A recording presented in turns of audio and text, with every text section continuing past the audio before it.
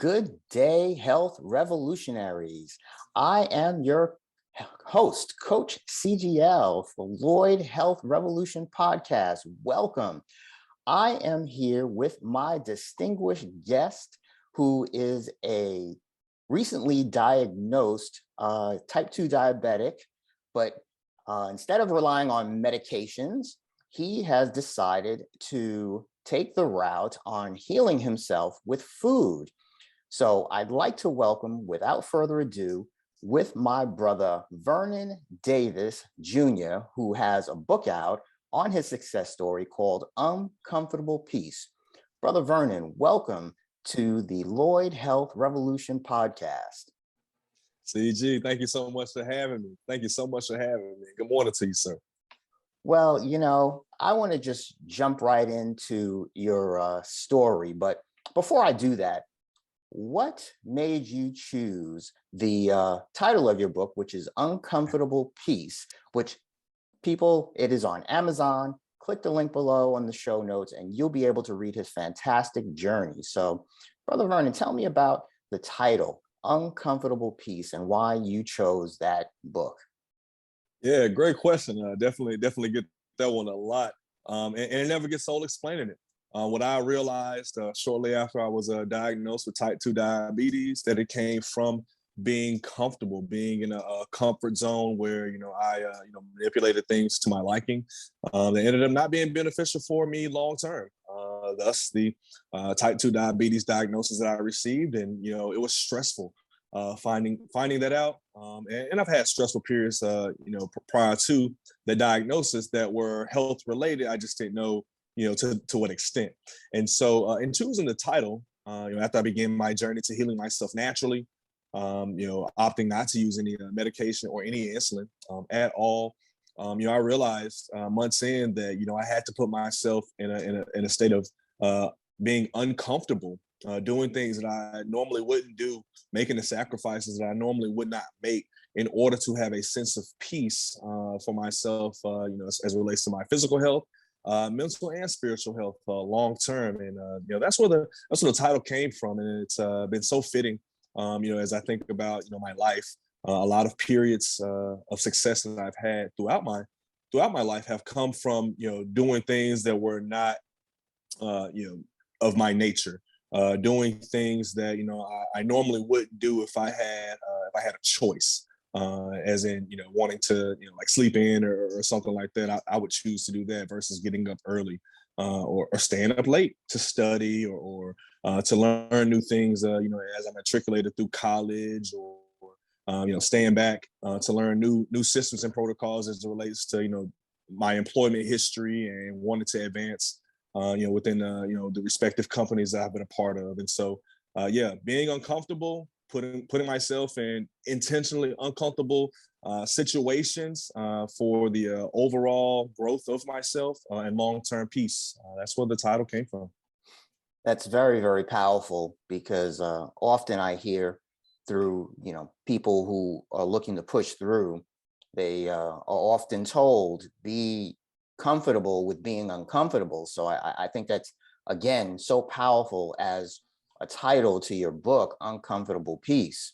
So let's jump back in time to before you were diagnosed with type 2 diabetes and sort of, the eating habits, how it made you feel and, the foods, sort of that general, this is how I was before. So, it's also in your book, again, to, the viewers out there that will, tell the story, but tell me a little bit, in more detail that, to give people an idea what will be in that book as far as your journey and where it all started. Yeah, so for me, it actually started around 8-9 years old. That's as far back as I can think to where I developed a food addiction. And I was in it was a stressful day. This particular day in my life, being in Louisiana, some things occurred. Things that I was not knowledgeable of. A plan was put in place that did not include me in its preparation. And my response, once I discovered what was actually taking place, my response was fear. My response was being distraught And in order to, kind of level out, to calm down, my grandmother, who was caring for myself and my siblings at that time, she just gave us food, gave us something to drink. And every time we would be upset, considering what was going on, she would just give us something to eat and something to drink. And no fault of hers, by no means. I mean, you had three young children that were, crying and very vocal with those tears. And, in order to get things at least, to a decent decibel level, if not get us quiet, just putting something in our space to kind of occupy us, occupy our mouths. And that's what happened. And, I started gaining weight immediately after that particular time of my life. And, with that weight gain came, more, this desire to, consume more. Not that it was necessary, but it felt as though I needed to eat more, needed to eat something that I saw in the moment, even if I wasn't hungry. And so, teenage years, I typical dinner would be a Pizza Hut pizza and a soda. Prior to dinner, probably 20, 30 minutes before, I might have a bag of chips. Might have some snack cakes, things like that. And then after dinner, I might follow it up with leftovers from the day prior. And as I got older, the food addiction grew out of control. I went to college. I attended Grambling State University, loved my time there. One of the things I learned very quickly is that breakfast, lunch, and dinner was a buffet. And I took full advantage of that buffet 3 times a day. Consuming anywhere from 3 to 5 plates of food, and these were standard size plates, and I made sure the plates were full. Made sure I got my fill, and the weight gain that I experienced was a result of that. And I learned that in our culture, in our family culture, there were just staple ingredients and staple items, dishes that were a part of majority of our meals. And a lot of those dishes and ingredients were not beneficial to, at least in my body, long term. And when I think about the type 2 diabetes diagnosis that I received in July of 2020, I reflected on all of that. And, I realized that, I enjoyed those things, the fried chickens, baked macaroni and cheese, homemade mashed potatoes, and a steak, and different types of meats cooked on the grill, a lot of hamburgers, and sure, the vegetables that came on them, but they didn't matter because it was the meat and bread that was most important to me, and the cheese as well. And as I reflected on how I got to that point of having my body in such a bad state. I couldn't do nothing but look at myself because I had made so many decisions that were unnecessary. CG, there were days where I might have a early dinner, maybe 5 p.m., and it'd be a hearty meal. And then 3 hours later, getting a phone call, invited to go out to Applebee's or somewhere to spend time with friends. And I'm telling myself, I'm not going to get anything to eat. I might just get an appetizer. Well, I turn around and spend $40, $50 on food after I've already had a decent meal to have concluded my day. And I did that notoriously. When my wife, we were dating, we would go on our dates. Before I would drop her off at home, we would have already had a meal that we shared. And after I dropped her off, I'd go to Wendy's and get, a burger and fries, or 2 burgers, fries and a nugget and a large drink to finish off my evening. And, that was the norm for me. And so, prior to my diagnosis, my eating habits were, ridiculous. The amount of calories I consumed per day were, ginormous. And, I felt that. Didn't know, to what extent I was actually feeling it, but I felt it, being sluggish throughout the day, having a hard time sleeping through the night. There were times where, I would take food with me to, my place of employment, and I would eat before my lunch breaks, before my restroom breaks. I would sit and eat because I couldn't wait. That's what I conditioned myself to do. Like, hey, I can't wait for this designated time to step away from my work to eat, and so I'm going to eat while I'm doing my work. And then it was time for lunch. I had nothing else to consume, so I would go buy something else. And that was just my life for many years of my adult years.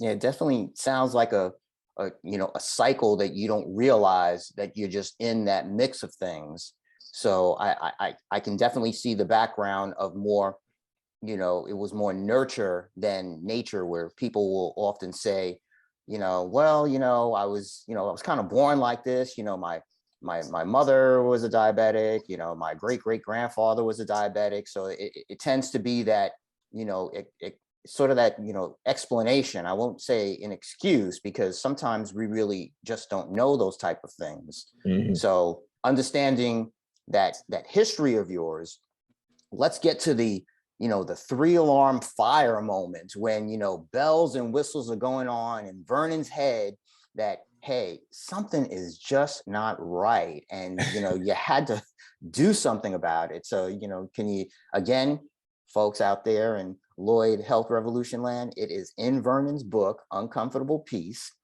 But brother, what was that fire alarm moment? What got you out that bed and going down that, that fire pole? Because, I got to put out this fire because it's just out of control.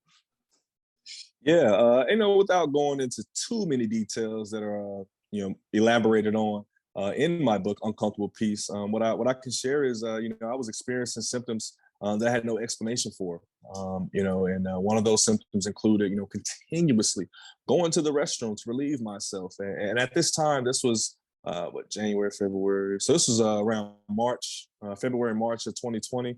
The pandemic's going on. The world is still trying to get a grip on what COVID is, and I'm fortunate enough to be working from home, and so my restroom's right maybe 40, 50 feet from me, and so very easy to just get up and go, relieve myself, come back, resume my work. Looking back on it, I did that very frequently through the day, maybe 3-4 times an hour. Looking back on it, at the time I didn't find it to be alarming, but what was alarming was my left eye, the vision became very blurry at random times. Couldn't explain it.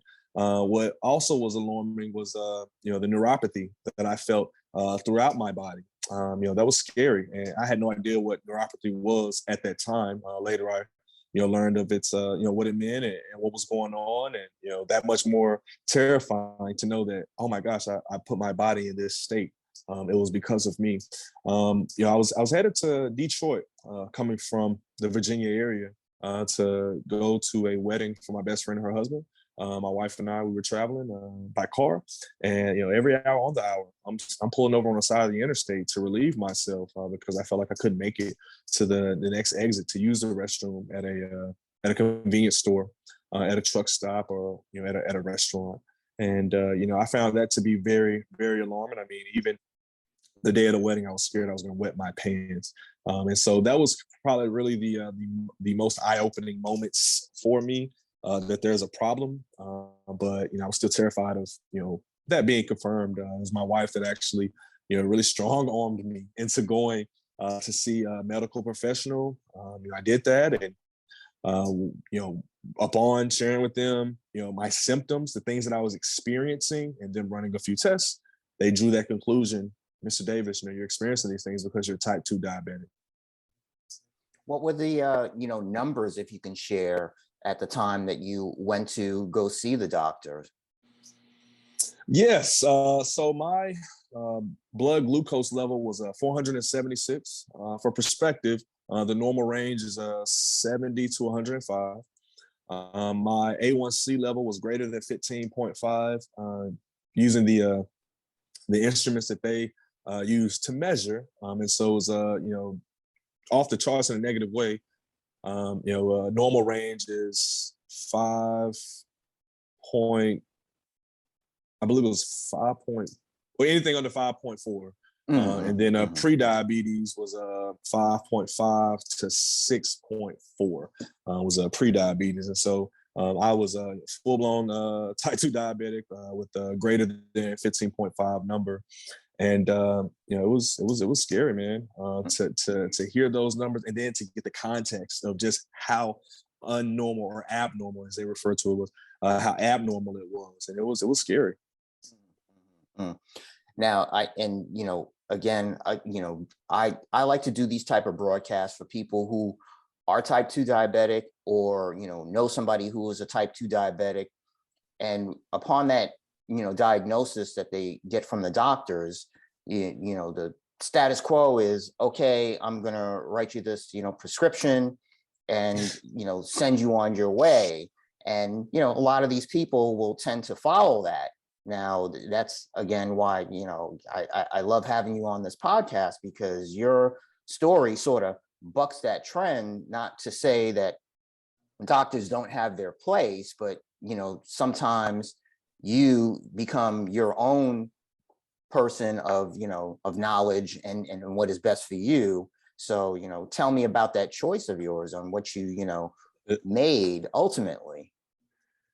Yeah, CG. So by nature, I'm very stubborn. Now, you tell me I can't do something, I'm gonna fight to prove you wrong. And sometimes I've done that, to a point to where I hurt myself trying to prove someone wrong, because I don't want to be told what to do or how to do it in certain respects.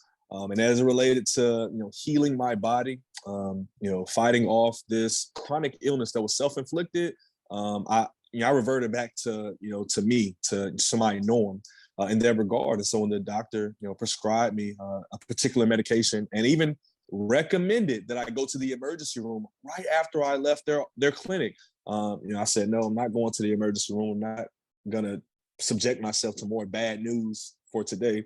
And as it relates to the prescription, I thank you. And I told them, I had no intentions of using it. They asked me why. I was like, well, upon, throughout our conversation, I've concluded that I've done this to myself. And I was able to reinforce that conclusion with my self-education. But, I started with the doctor, it sounds like I've done this to myself. And so if I did it to myself, I'm sure, that I can undo it. I just got to figure out how, and at the very least, I want to try to beat this naturally. And that was that. I went to my vehicle and shed my tears, made the phone calls that I needed to make to my family, and then I immediately started contacting two gentlemen that became my accountability partners, so that we can start tackling that immediately. And that's just what we did. Now, we generalized as far as, I'm not going to use, conventional medication. I'm going to sort of unwind the eating habits, because we heard that from your story previous to that, and sort of a easier said than done for a lot of people. But I want you to sort of give me a bit of an outline further as far as your accountability buddies and what your game plan was on how you're going to actually attack this beast of type 2 diabetes. Yeah. So CG, one of the things that I learned early on is that you don't have to have it all figured out. If you have an end goal, something you're striving for, that could be the starting place. And so that's how it is for me, especially as it relates to having reversed this chronic illness. That was my end goal. And I just had to figure out what steps I was going to take by backtracking, how to get there. And so, once I made it to the ideal starting point on what it is I was going to do to eventually reach my goal, myself and my two accountability partners, and both are great friends of mine. One was a personal trainer, is a personal trainer, and the other is a herbalist who had just gone on a body transformation himself. And so his experience and the knowledge that he gained through self-education was very beneficial to me at this this scary time in my life. And I just did a lot of research on food and how various foods hurt our body long term. A lot of foods that I love and consumed regularly. Then also looking at the flip side of that, what foods are going to be beneficial in healing my body, especially as it relates to type 2 diabetes. But not enough on its own. What exercises, sweaty activity could I engage in to help me, help complement, the food choices that were very challenging, if I do say so myself. And in addition to that, learning about natural herbs and sea vegetables that were also beneficial for the healing of the body. And, me and my accountability partners, we talk regularly through the week. I was, working out on my patio and was fortunate to be able to lose 50 pounds throughout this journey. I started off at 274 pounds the day of my diagnosis. Christmas Day, I woke up right at 5 months later. I woke up 225 and, no crazy products, no Shakeology or anything like that. Nothing you had to sign up for and, kind of promote and get other people involved into so you make your money back. None of that. It's all standard items I can get from my local market. And doing basic calisthenic workouts that we learned in elementary school that I never would have guessed would help me to lose weight, get stronger, have a greater sense of pride and the person I saw in the mirror, but also to be able to change the inside of my body to where it healed my organs, brought my blood sugar level down to a normal range, brought my blood glucose level down. I didn't have any of the ailments or symptoms that I experienced, and those started waning off. Starting a month after I began this regimen, about 3 months later, I didn't have any of those problems. No more blurred vision. I didn't have problems sleeping at night. I didn't have issues with neuropathy, any of that. And to this day, my accountability partners are still a part of my life. I mean, I've reached my goal, and then I've had to set new goals to keep me motivated and to keep me going, so I don't backtrack and fall back into the position that I was once in. That was sounds like a great Christmas present to wake up to and get on that scale and be 225. It's like, oh man, what a present, what a blessing, what a blessing. Yes, indeed. Now, I heard a little hint that, it was not easy. Was it from that point, was it sort of the, I'm going to be on the straight and narrow? So was it just a straight up ascension, or did you find some pitfalls along the way onto that end goal when you said, look, this is what I'm going to do, this is what I'm going to reach, and I'm just going to be on that grind, and it's just going to be, upward step after upward step after upward step. So I know it's a loaded gun, but just to let people know that, oh man, I can't do what you do because, I feel I'm going to fall off. So why don't you tell me a little bit about that? Yeah, and that's a natural response for people to have, considering where I started, how I looked, what my numbers were then compared to 5 months later, how I looked and what my numbers were compared to a year and a half later, where my numbers were, how I once looked, how I look now, the things that I can do and can do with ease that I couldn't do, that I struggled to do early on. And to that, I respond with, it is going to be challenging. There are going to be days that are worse than others. There are going to be days that are better than others. I wish I was on a upward ascension that had no, decline, but, there were, many a times where, I fell off that wagon, so to speak. I fell off that horse. There were emotional days where I had breakdowns, where I cried my eyes out, frustration, thinking of, what I did to myself, and how long it took to get there. The position that I was potentially putting my wife in, and being a widow if I didn't get it together. It was a lot of pressure. The potential of my children coming into this world while I'm alive, but then being fatherless shortly after their birth if I didn't get it together. And so, there were times where, I resorted to, picking up my mobile device and ordering something that was tasty, like a burger. It was the day I ordered 2 burgers and fries from Five Guys through one of the popular delivery apps. And when it came, I already knew I wasn't supposed to have it, at least not on that day, definitely not in that quantity. And I sat and I ate and I cried while I ate.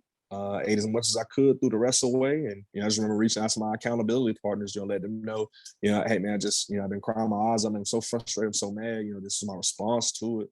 And, they were very encouraging. They didn't kick me while I was down. They actually helped to lift me up. They reminded me, both of them, that setbacks are a part of the journey. And that's something that I've embraced. There are going to be challenging days, for one reason or another. And, it's not going to be as good as yesterday or the day prior or the week prior. And that's okay. But it'll be a footnote, in the totality of the journey. And that's something that, I'm confident in. I've lived that. I've experienced that. And I'm grateful for, those setbacks, help to put things back into perspective at the times where I lost sight of them and could only see the present, could only see, the next 10, 20 minutes. Next 10, 20 minutes, I don't want to be hungry anymore. The next 10, 20 minutes, I don't want to be crying and upset anymore. So what am I going to do to resolve those 2 immediate issues? I'm going to purchase at that time. For that particular day, I'm going to purchase 2 burgers from Five Guys, unnecessary. A large fry with Cajun seasoning, also unnecessary. And then I'm going to eat them so that I can feel better. And actually, it made me feel worse. There was this guilt that I felt. There was this sense of laziness and a sense of being a failure. And, I could have sat and wallowed in that. And thankfully I didn't have to, because of the accountability partners that were there for me. My wife, when she came home, my greatest accountability partner, she's there for me, helped me, helped pick me up, figuratively and literally. And, reminded me of why I was doing what it was that I was doing for myself first, for myself, but then also for her, our family that was growing at the time, and then, our parents and our siblings and our extended family. And so the decision to, fight type 2 diabetes naturally, not using any medication, not using any insulin, any pills, anything like that. It wasn't just for me. And that's something that she reminded me of. But it also wasn't just for our family. It was, to show others that it can be done, that they don't have to subject themselves to synthetic medication that has a host of side effects that, to some can be worse than the initial symptoms of the chronic illness in the first place. To show others that, you don't need a gym membership, or you don't need a membership with any of these multi-level marketing companies that offer a host of products, which, nothing wrong with them, offer a host of products that, you can take and consume to help better your situation, but you find yourself a little bit more stressed out trying to sell it than actually using it to, what you purchased it for, to show others that you don't have to spend a lot of money to eat healthy and to be healthy, and that you can make use of the space that you have at your home. For me, I use my patio, probably 14 feet by 6 feet, and, made it work for 5 months, and lost 50 pounds. And so, just keeping that, coming into my ears. My wife, constantly encouraging me with that. Like, your story is going to be a success story for others to look to. And, at times I didn't believe it. Honest to gosh, I didn't believe it. I didn't think that I could be someone of influence in this regard. And, to my surprise, not only are, others choosing to take aspects of what I did and apply to, to their own situation and their own regimen. I never would have thought that I'd write a book, take the time to write a book, to have it published, to have it for sale, and to have it be an inspiration for others to look to as they, were striving to heal their body or achieve the goals that they have for themselves, physically, mentally, and even spiritually. That is such a, a wonderful narrative of, it's not the setback, it's the comeback. So you speak of your new circle that has kept you accountable, which is, your loved ones. That's, and that's so powerful, because you look at how things were during your setbacks, or how your previous habits were with the foods that were introduced to you. And now your new introduction to foods and people who, hold you accountable for those type of things. So let's, put it in perspective as to today, where, you used to get food to find comfort, or the comfort food that, a lot of people know of, the baked macaroni and fried chicken, and how does that now affect not just the circle of your accountability people, but the people who, eat the way you used to eat? And what kind of setting does that, how can I say, sort of, what's the atmosphere? What are your peeps, saying to you? And are they accepting of it? Are they reticent of it? Sort of, give me a little, day in the life of Vernon when it comes to, sitting down and chowing down.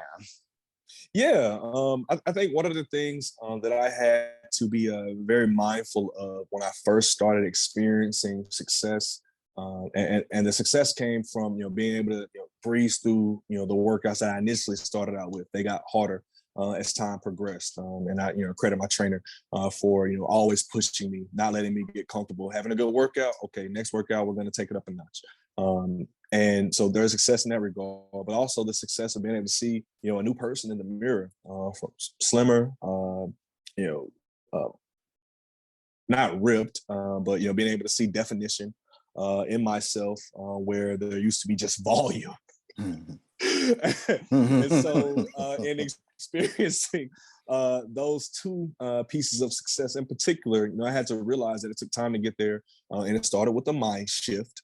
a mind shift that, I wish I would have had sooner in my life, that others have, attempted to, kind of persuade me to have. And so I had to be mindful of that with others that are around me that are in similar positions as to what I used to be in. There's no dissing anyone or making anyone feel uncomfortable because of what they have going on. We have our aha moments and our wake up moments at different times in life, comparison to someone else, and that's okay. And so, we have family meals, or we go out, or we have big gatherings. I'm mindful of what I consume, and there are times where I can confidently say, okay, I'm going to have this because of how my week has been. I've been sticking to my regimen. I can have this, and I don't know. I got to kick it up. However, I got to kick it up the next day or the next week, what have you. But if it's one of those days, like in my book, I talk about how Thanksgiving was of 2020, which was I look back on as very interesting. I'm surprised that I did it. But there was no shame in anyone that chose to eat different from me on Thanksgiving that year. And there's still no shame in anyone now. And I think that makes it easier for people to ask questions because there is no shame in who you are and where you are currently. If you choose to change your mindset based on what someone in your circle did, so using myself as an example, then that's great. If you don't, I'm not going to love you any less. I'm not going to look down on you because I was in a position that you are in at one point in time in my life. Just know that I'm here for you if you do have questions. And so, I've, one of my best friends, the South Norfolk GOAT is what I call him. He's going through, some health things now, and we've had extensive conversations, and he's made changes, in his own time that are beneficial for him. Another good friend of mine, Mr. Edwards. He and I, we've had extensive conversations, and we've actually gone to the grocery store together. Show him what a day in the grocery store is like for me. Each and every week. We've talked about meals and put various meals together, and why I choose them, and I've even given him homework to do research on the items that we purchase so that the nutritional value and the reason for consuming these en route to the goals that you have. And he even works out with me now. After I finish up with my trainer, him and I meet at another location, and I put him through various workouts that I did when I first started, and he's already proven himself successful just with the small changes that he's made and the things he's able to see in the mirror for himself. And so everyone in your circle is in your circle for a reason. Don't give them a reason to step outside of that circle. Don't give them a reason to boot you out.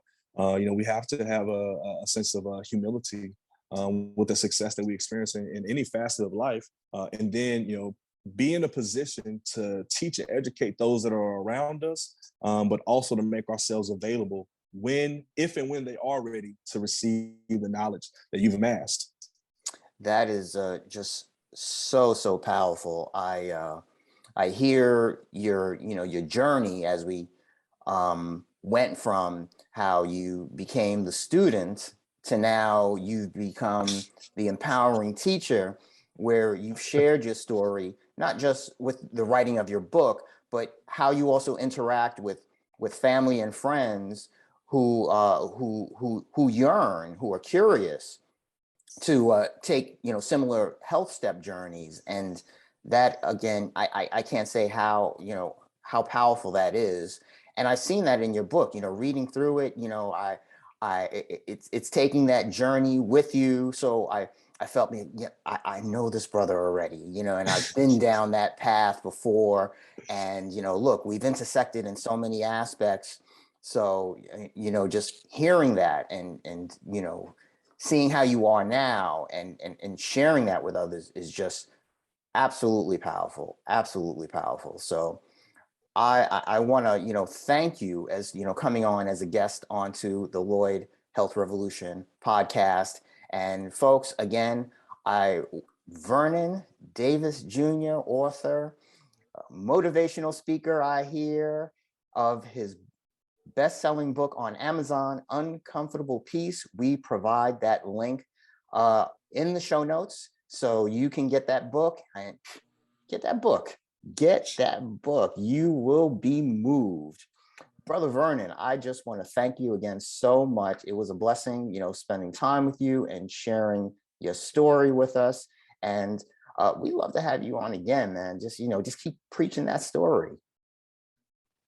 Yes, sir. CG, thank you so much for having me. It's definitely a pleasure to come on. Thank you so much for making mention of my book, Uncomfortable Peace, which is available on Amazon, and also making mention of me being a motivational speaker, which I am. I've branded myself as an impact speaker because I'm looking to impact lives long term. Further information, if anyone would like to know, is available at dfpublishing.org, where I make mention of my services as an impact speaker. You can also purchase autographed copies of my book, Uncomfortable Peace, from their website as well. Okay, Brother Vernon, we're going to provide those links for you folks. Thank you. You too can, participate in our health revolution, because we are just grabbing people from all, shapes and sizes. And I want to thank you again for tuning in to the Lloyd Health Revolution Podcast and signing off. And folks, are you ready for the Lloyd Health Revolution? Take care.